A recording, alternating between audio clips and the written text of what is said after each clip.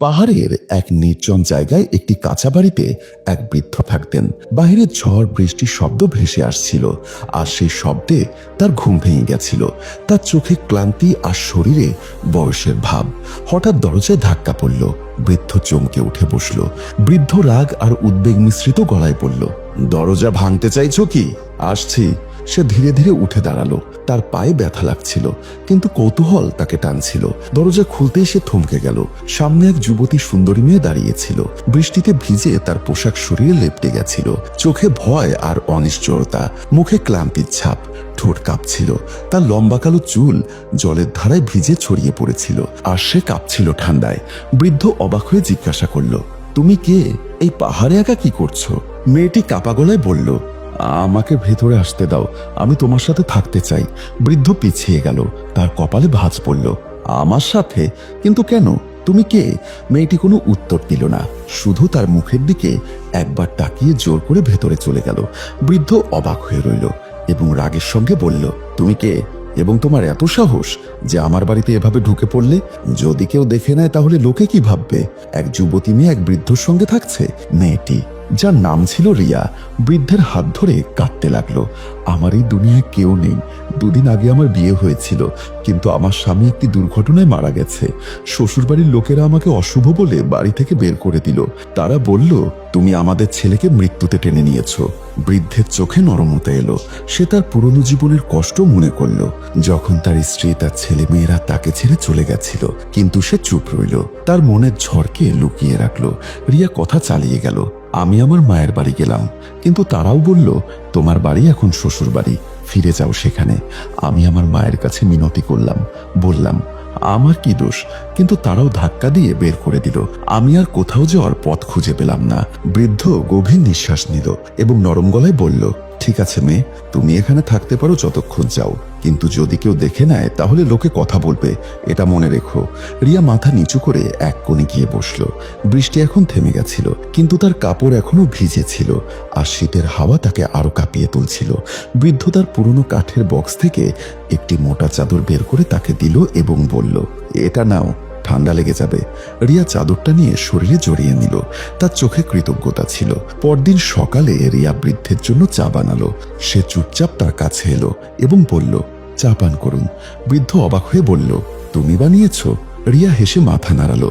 তার হাসিতে একটা সরলতা ছিল, যা বহুদিন বৃদ্ধের দেখা পায়নি। সময় কেটে যেতে লাগলো। রিয়া ধীরে ধীরে বৃদ্ধের কাছাকাছি আসতে লাগলো। সে কখনো তার পা টিপে দিত, কখনো তার হাত ধরে জোর করে তার কাছে বসিয়ে নিত। রাতের বেলা সে বৃদ্ধের মাথায় তেল লাগিয়ে মালিশ করত। তার আঙ্গুলের স্পর্শে একটা শান্তি ছড়াতো। বৃদ্ধ প্রথমে ইতস্ত করত, কিন্তু পরে সে রিয়াকে মেয়ে বলা বন্ধ করে শুধু রিয়া বলে ডাকতে শুরু করলো। হয়তো তার হৃদয়ে একটা অজানা অনুভূতি জেগে উঠেছিল, যা সে বহুদিন ভুলে গেছিল। রাতে যখন বৃদ্ধ ঘুমিয়ে পড়ত, রিয়া তার পাশে এসে বসত এবং ঘন্টার পর ঘন্টা তাকিয়ে থাকত। তার চোখে একটা অদ্ভুত আলো জ্বলত, যেন সে কোনো হারানো স্বপ্ন খুঁজছে। একদিন বৃদ্ধ রিয়াকে জিজ্ঞাসা করল, তোমার এখানে কেমন লাগছে? রিয়া নরম গলায় বলল, এখানে শান্তি আছে। তোমার কাছে এসে আমার মনে হয় যেন আমি নিরাপদ। বৃদ্ধ মাথা নিচু করল। সে সেই অনুভূতির সাথে লড়াই করছিল, যা তার হৃদয়ে ধীরে ধীরে করে উঠছিল। এক বৃদ্ধ ব্যক্তি, যিনি ভালোবাসাকে বছরের পর বছর আগে কবর দিয়েছিলেন, এখন এক যুবতী মেয়ের উপস্থিতিতে অস্থির হয়ে উঠছিল। রিয়া একদিন বৃদ্ধের হাত ধরে বলল, তুমি অনেক ভালো। দুনিয়ার সবাই আমাকে ছেড়ে দিয়েছে, কিন্তু তুমি আমাকে আশ্রয় দিয়েছ। বৃদ্ধ কিছু বলতে চাইল, কিন্তু শব্দ তার ঠোঁটে এসে থেমে গেল। রিয়া হেসে বলল, কি, আমি তোমার জন্য কিছু বানাবো? খাবারে কি পছন্দ? বৃদ্ধ প্রথমবার হৃদয় থেকে হেসে বলল, তুমি যা বানাবে তাই পছন্দ হবে। রিয়া প্রতিদিন বৃদ্ধের জন্য খাবার বানাতো। তার পুরনো কাপড় ধুয়ে পরিষ্কার করত, আর বাড়ির ভেতর বাহির পরিষ্কার রাখত। সে এক স্ত্রীর মতো তার সাথে থাকতে লাগলো, কিন্তু তাদের মধ্যে কোনো নামমাত্র সম্পর্ক ছিল না। শুধু একটা নীরবতা, একটা ঘনিষ্ঠতা, একটা অপরিচিত অনুভূতি তাদের মাঝে বয়ে চলছিল। বৃদ্ধ অনুভব করল যে রিয়ার উপস্থিতি তার জীবনের রং আর আলো ফিরিয়ে এনেছে। সে যে বছরের পর বছর একা ছিল, ছিল। এখন তার হৃদয়ে একটা আশা জ্বলছিল, কিন্তু সে জানতো এসব অস্থায়ী। দুনিয়ার চোখেই সম্পর্ক অদ্ভুত এবং অস্বীকার্য। এক রাতে যখন পাহাড়ের চূড়ায় চাঁদনি ছড়িয়ে পড়েছিল, রিয়া বৃদ্ধের কাছে এলো এবং তার পাশে বসলো। সে নরম গলায় জিজ্ঞাসা করলো, কি তোমার কখনো মহব্বত হয়েছে? বৃদ্ধ দীর্ঘ নীরবতার পর বলল, হ্যাঁ, অনেক বছর আগে, কিন্তু সেই মহব্বত সময়ের সাথে মাটিতে মিশে গেল। রিয়া ধীরে ধীরে বলল, হয়তো মহব্বত কখনো মরে না, শুধু লুকিয়ে থাকে এবং যে কোনো দিন আবার জেগে ওঠে। বৃদ্ধ তার দিকে তাকালো, আর প্রথমবার তার চোখে সেই আলো ফিরে এলো যা বহুদিন আগে তার স্ত্রীর জন্য চলেছিল। রিয়া তার হাত ধরল এবং বলল, আমি এখানে থাকতে চাই সব সময়। বৃদ্ধ কিছু বলল না, শুধু পাহাড়ের আকাশের দিকে তাকালো, যেন কোনো উত্তর ঘুরছিল। রহিম খানের জীবনে রিয়ার আগমন এক অদ্ভুত পরিবর্তন নিয়ে এলো। সে যে বছরের পর বছর একাকিত্বের অভ্যস্ত ছিল, এখন প্রতি সকালে রিয়ার কণ্ঠস্বরে জাগত, প্রতি সন্ধ্যায় তার উপস্থিতিতে সান্ত্বনা পেত। রিয়া প্রতিদিন বাড়ি সাজাতে শুরু করলো, কাঁচা উঠানে ঝাড়ু দিত, দেওয়াল পরিষ্কার করত, আর রান্নাঘরে নতুন রেসিপি চেষ্টা করত। রহিম খান প্রায়ই তাকে দেখত নীরবে। তার হৃদয়ে এক অদ্ভুত টান তৈরি হয়েছিল। সে জানত রিয়া যুবতী এবং সুন্দরী, আর সে নিচে এক বৃদ্ধ, ক্লান্ত এবং বয়সে ভাঙা, কিন্তু হৃদয়ের অনুপস্থিতি বয়স দেখে না। একদিন রিয়া রহিম খানের জন্য পরোটা বানালো। সে থালা নিয়ে এলো এবং বলল, আজ কিছু বিশেষ বানিয়েছি। রহিম খান হেসে বলল, বিশেষ? আমার জন্য? রিয়া দুষ্টুমি করে বলল, আর কার জন্য? এখানে আর কি আছে? রহিম খান পরোটা তুলে এক কামড় নিল এবং থেমে গেল। এটা তো খুব সুস্বাদু। রিয়া খুশি হয়ে বলল, শুধু তোমার প্রশংসাই যথেষ্ট। দিন কেটে যেতে লাগলো। রিয়া তার সাথে বসে পুরনো গল্প শোনাতো, কখনো তার কাঁধে মাথা রেখে চুপ করে থাকতো। রহিম খানের হৃদয়ে এক নরম কোণ গড়ে উঠেছিল। সে রিয়াকে শুধু একজন অতিথি মনে করত না, বরং সে তার জীবনের অংশ হয়ে গেছিল।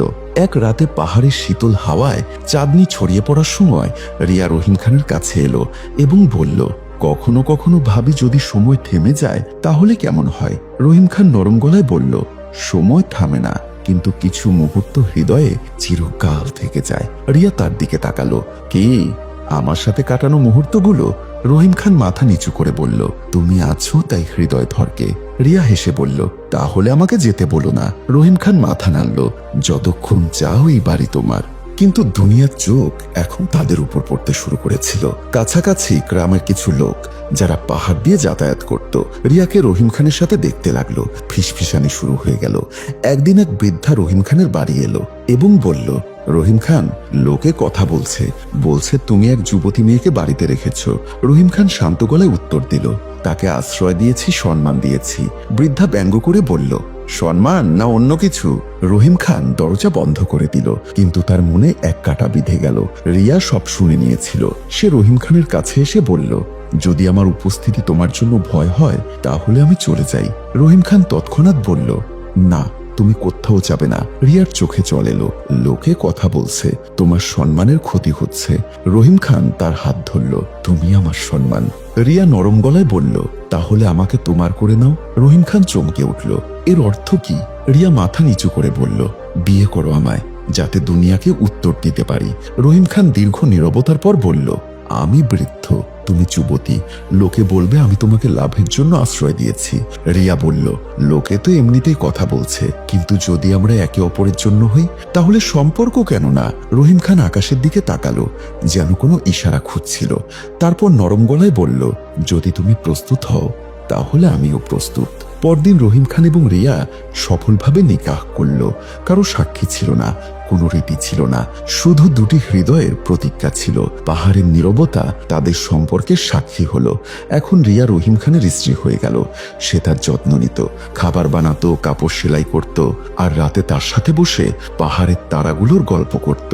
রহিম খান অনুভব করল তার জীবনের শূন্যতা পূর্ণ হয়েছে।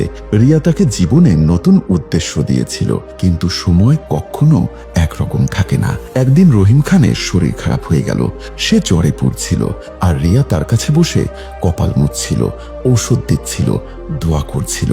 রহিম খান দুর্বল গলায় বলল, রিয়া, যদি আমি না থাকি তুমি কি করবে? রিয়া জল ভরা চোখে বলল, তোমার ছাড়া কিচ্ছু না। রহিম খান নরম গলায় বলল, জীবন শিখো আমার জন্য। রিয়া তার হাত ধরল। তোমায় ছাড়া জীবন সম্ভব না। রহিম খান হাসল। মহব্বতে কুরবানি হয়, বিচ্ছেদও। রিয়া বলল, কিন্তু আমার মহব্বতে শুধু তুমি আছো। কয়েকদিন পর রহিম খানের অবস্থা আরো খারাপ হলো। রিয়া গ্রাম থেকে হেকিম ডাকলো, কিন্তু সব ব্যর্থ হলো। তার নিঃশ্বাস দুর্বল হয়ে এলো। শেষ রাতে রিয়া তার কাছে বসেছিল। রহিম খান নরম গলায় বলল, রিয়া, তুমি আমাকে জীবন দিয়েছ, তুমি আমার শেষ খুশি। রিয়া কাঁদতে কাঁদতে বলল, তুমি আমার সবকিছু। রহিম খান হাসলো, চোখ বন্ধ করলো আর চিরকালের জন্য ঘুমিয়ে পড়ল। রিয়া তার কবর পাহাড়ে বানালো, সেই জায়গায় যেখানে সে প্রথম এসেছিল। সে প্রতিদিন কবরে যেত, ফুল রাখতো আর বলতো, তুমি আমার আছো সব সময়ের জন্য। পাহাড়ের বৃষ্টি রিয়ার চোখের জলের সাথে মিশে গেল, কিন্তু সে জানতো মহব্বত কখনো মরে না। সে এক স্মৃতি হয়ে হৃদয়ে থেকে যায়। পাহাড়ের বৃষ্টি একটি গল্প যা শেখায় মহব্বত বয়স, অবস্থা বা সম্পর্কের বাধা দেখে হয় না। এটা হৃদয় থেকে উদ্ভূত হয় এবং হৃদয়ে ফিরে যায়। রহিম খান আর রিয়ার গল্প আমাদের বোঝায়, দুনিয়ার ত্যাগ করা আত্মাদের আশ্রয় দিলে সেটা মহব্বত হয়ে ওঠে। একাকিত্বেও যদি হৃদয় অন্যের ধারকান শোনে, জীবন বদলে যায়। লোকে যা দেখে তা সবসময় সত্য নয়, সত্য হৃদয় লুকিয়ে থাকে। মহব্বত কোরবানি যায়, আর সেই মহব্বতই জীবনকে অর্থ দেয়। এই গল্প স্মরণ করিয়ে দেয়, সব হারানোর পরই মানুষ সবটুকু পায় যা সত্যিই তার। হ্যালো বন্ধুরা, গল্পটি যদি তোমাদের ভালো লাগে তাহলে ভিডিওতে লাইক দিয়ে চ্যানেলটি সাবস্ক্রাইব করতে ভুলো না। আর কমেন্টে জানাও গল্পটি কোথা থেকে দেখছো। তোমরা পরবর্তীতে কি ধরনের গল্প শুনতে চাও? রহস্য, ভয় নাকি অন্য কিছু? তোমাদের পরামর্শ আমাদের জন্য খুব গুরুত্বপূর্ণ। তোমাদের ভালোবাসাই আমাদের কণ্ঠস্বর। তাহলে আবার দেখা হচ্ছে পরবর্তীতে নতুন কোনো ঘটনা নিয়ে। সে পর্যন্ত সবাই ভালো থাকো, সুস্থ থাকো। আল্লাহ হাফেজ।